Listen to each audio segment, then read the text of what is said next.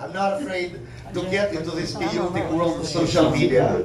Nakot ako, lalo na ngayon, ang dami-dami kong kaibigan. Nasaan ako ngayon sa industriya, diretsahan tayo doon. It also occurs in your mind once in a while, laos na ba ako? May relevance na ba ako? Ganun.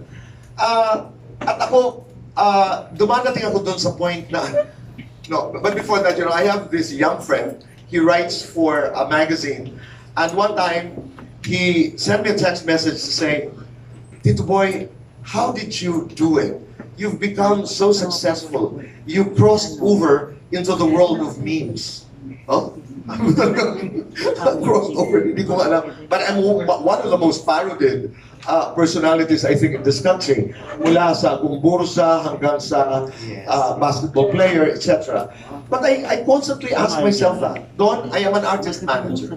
Relevance is important in this business. Premium is important in this business. And you have to constantly work on it. Pero for as long as you know your worth, for as long as you take good care of that worth, and for as long as you are realistic in your assessment of that worth, and for as long as you do not allow anyone to diminish your worth, you're still in the game. So nasaan ako? Tara na. May follow-up pa ako dyan. Kasi yung title, The King of Talk, di ba? So, gaano ka-importante pa yung title na yun? So, The King of Talk. And sa panahon ngayon, kasi parang wala namang talk show, di ba? Correct. Oo, hindi ko rin alam rin may gustong maging talk show sa kanilang talk show host. Hindi ko alam una kung sinong nagbigay sa akin ng title na yan. Would you have an idea? Hindi ko talaga alam saan nag-umpisa yun. It just came about many years ago. Hindi ko naman masyadong siniseryoso yun. You know, it's a title. Pero it's a strong brand, admittedly. It's a strong brand. So, ini-embrace ko yun. Pero, hindi ko hinahayaan pumasok yan sa ulo ko. Ako naman ang hari na walang reyna. You know what I'm saying? But the title has been attached. Gusto mo rin maging reyna. Gusto ko maging reyna. No, but it's a title that has been attached to your name. And you somehow work at it. You somehow work at it. Kaya hindi ako humihinto. Alam niyo, during COVID, ang ginawa ko, pinanood ko na pinanood ko na yata lahat ang mga talk shows. You know, I become familiar with Dick Cavett and all his interviews. Jon Stewart to, you know, to Zach Galifianakis. Mag-aaral ka eh. Mag-aaral ka para hindi makasabay. Ako, yung makasabay sa Agos, not necessarily. Mag-aaral ka dahil kailangan malaman mo kung saan ka pupwesto. So, now if you ask me, do I find myself relevant and even looking forward to how I'm going to play on these talk shows that I'm going to do for GMA7? Oo. Pero ang sagot ko doon, alam mo, sa mga panahon na nagdududa ako kung anong halaga, lalo na tayo lahat. Because we are writers, we're interviewers, we are entertainment writers. There was this interview of Betty Davis and Dick Cavett. Years ago. Kasi di ba yung mga artista na parang, I don't need an interview. I mean, why should I do it? You know, I'm a professional actor. Trabaho ko is to act. Trabaho ko is, my work is to be an actor, to be an artist. I'm not supposed to sit down with anybody and tell you my private story. Imagine this issue has been answered in the 50s, in the 60s, in that particular interview between Dick Cavett and Betty Davis. Sabi ni Betty Davis, who is one of the most revered names in the industry, doon ako nagkalakas ng loob bilang writer, katulad ninyo, bilang talk show host. Sabi ni Betty Davis, you know, Dick, you know why I come to your show for interviews? Because my movies can only tell my public half of who I am as a professional artist, half of which you do for me. That's the role of entertainment writers. That's the role of interviewers like me. Because the stories of stars and movie actors, whether they agree or not, cannot be completed by their work alone. kasama tayo doon. Hindi, last, ito na talaga last. Kasi, gaano ka ka-confident, Kuya Boy, na at this point, kasi, na-experience mo na lahat ng artista gustong magpa-interview sa'yo. Ngayon ba, ganun pa rin ang feeling mo? Hindi na ako sigurado. Hindi na. Kahit yung even on YouTube today, halimbawa, may mga bagong artista kong i-interviewin at sasabihin nila, "To boy, pangarap ko lang to noon." Yes. Akala ko hindi naman ako nagpapapola sa ganun.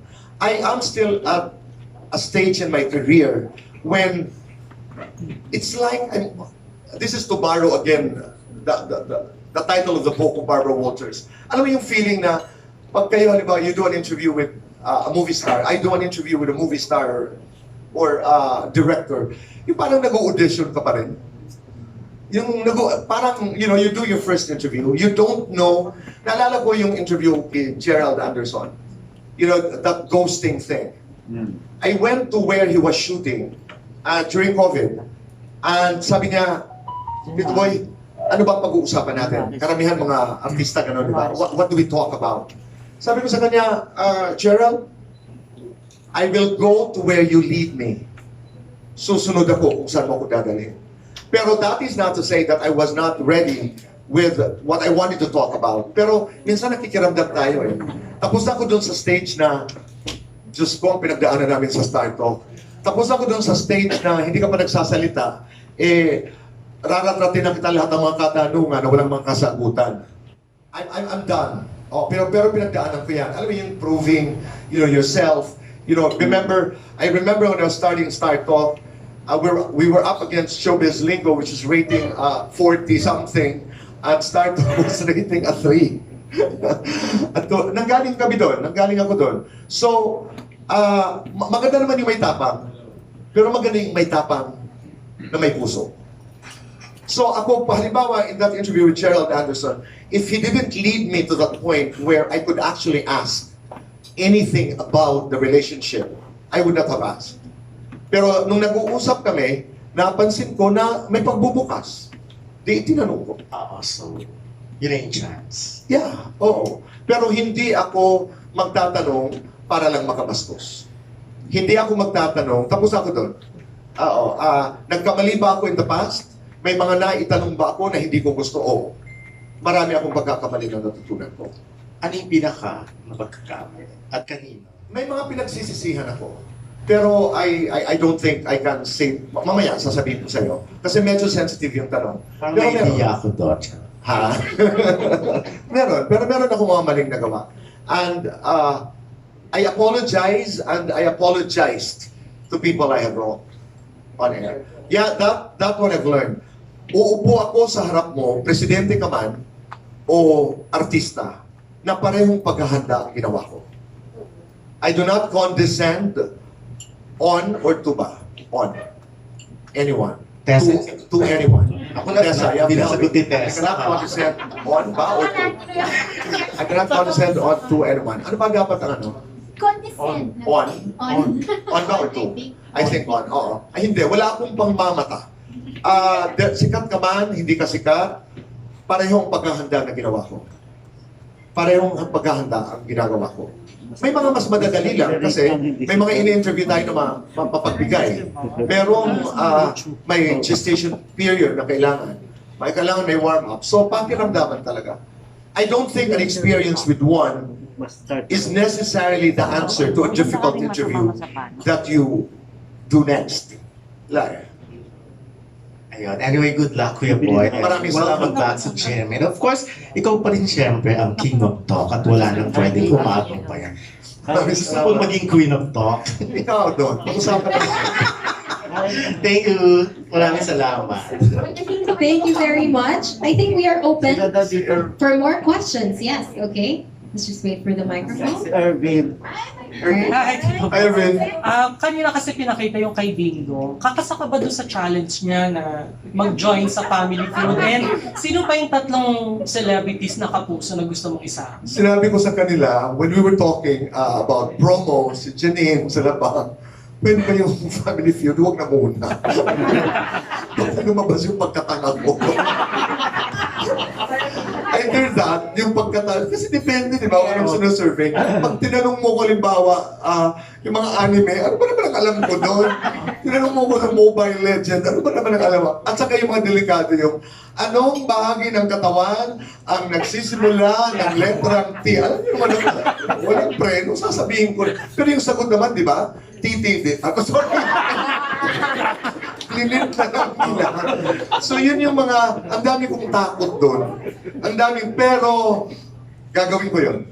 Oo, para malampasan. Gagawin ko yun talaga. Sino pa? I'd love to do Marian. I'd love to do Marian. It can be fun. I'd love to do Heart, Evangelista. She's just an old friend of mine. I mean, we're friends. One more, Tito Boy, para apat kayo. Apat, I'd like to do Maine and I kasi know each other. We've worked in a commercial together. So, oo. Pero hindi naman ako mapili. I'm sure si Ai pag dumating, sasabihin, ay! Saya mo! It's an exciting world. I don't know. Pero takot na takot doon sa Family Feud. Takot na takot talaga ako. I specifically said, pag mag-line up kayo ng guestings, pwede bang ipunin niyo muna o wala na lang muna.